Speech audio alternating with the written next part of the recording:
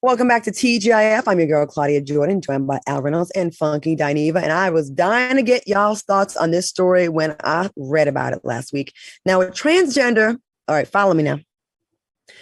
People at home, give me emojis to describe this story, okay, as I read this. A transgender man who gave birth last year wants to make it clear that not everyone who gives birth is a mother. Bennett Casper Williams gave birth to a baby boy with his husband Malik, but was troubled when the hospital staff kept calling him a mom. Casper Williams criticized the hospital for constantly misgendering him. He stated, "It's so important that we stop defining womanhood in terms of motherhood because it's a false equivalency that all women can become mothers, that all mothers carry their children, and that all people who carry children are mothers." I got a headache, but what do y'all think about this story? Look, the trans gonna get mad with me. And normally I'm the biggest advocate, but this one right here, we're not doing that. We're not doing this, okay? You have to use what people know. And historically, mothers have had babies, okay? So I think that the issue for me is all of this, gender stuff and sexuality stuff, a lot of it is new. You can't get an attitude because people are not where you are with this gender and trans and having baby stuff. And something about this annoyed me, right? Because you're trans and you're a man that was born in the wrong body, as far as my understanding of how this works. But it suited you to be a woman to have a baby. You know what I'm saying? And it makes it hard, in my opinion, for the struggle when we have people who you pick and chose the piece of the woman that you wanted to serve your agenda, but then you want to be a man, or you're saying you're a man. Like, which one is it? Felicia S. in the comments says, "Stop trying to eliminate women." And a few women are saying that. What do y'all think about that statement? Al, what do you think about this story and that statement? Listen, I don't think that I'm mature enough in understanding the whole trans movement and the pronouns and all of that to be politically correct here, because about this story, about the trans man being upset was silly to me.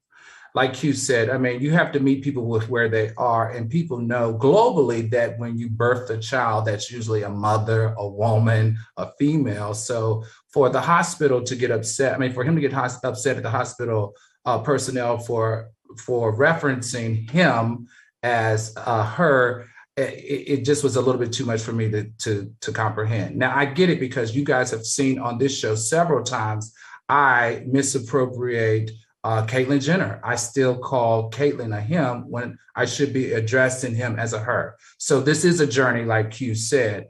The thing that I don't want women to ever think is that women can be replaced, because I don't think biological women can't ever be replaced. So I hope that whoever put that comment out there, I hope that somehow through this, we can make it an educational moment in understanding the trans community, that they're not trying to replace anyone. They're trying to be themselves. Now that I do know. Now, this is what I wanted from this particular trans man that had a baby. I needed for you, and I needed for this trans man who had a baby to take that 15 minutes of fame as an educational opportunity to teach us on how do we actually speak to a trans person with the uterus, because giving birth in the future, won't be such a big surprise for the hospital staff. And guess what? I didn't find a Facebook post from this trans man. I didn't find a Reddit comment or anything as a teachable moment here. So that was the only thing that I felt could have been different. Instead of complaining, do something about it and use it as an educational moment to help us. As a biological woman, I'm going to say sometimes it does feel a little replace you-ish. And then to turn around and get mad at the gift that you have to be able to give birth, but you don't want the name that comes along with it by someone calling you a mother. Everyone seems like they're bending. It seems like everyone in that hospital is bending over backwards to accommodate this person. And I feel like this person maybe look like a lot of people nowadays are just reaching for a reason to be offended. No one did anything wrong. They're congratulating a mother who gave birth in a hospital to a healthy baby. It's a happy thing. It wasn't a negative. It wasn't a diss. It wasn't a slur. You know, that's how you interpret it, Claudia. It wasn't a diss or slur to you, but for a trans man, not using the right pronoun is a diss. It's disrespectful. You're not respecting who they are as a person. So we have to come to terms with that if we're going to embrace the trans narrative, period. But there's a certain amount of grace that has to be extended to people. True. I mean, you're a man having a damn baby. You let's not pretend like this is normal and it happens every day. So you have to extend a little bit of grace to people. I mean, I'm pretty sure this is probably the first case they've seen of a man having a baby. I'm pretty sure. And again, like I said, this is baffling to me because I don't think he should have had a baby.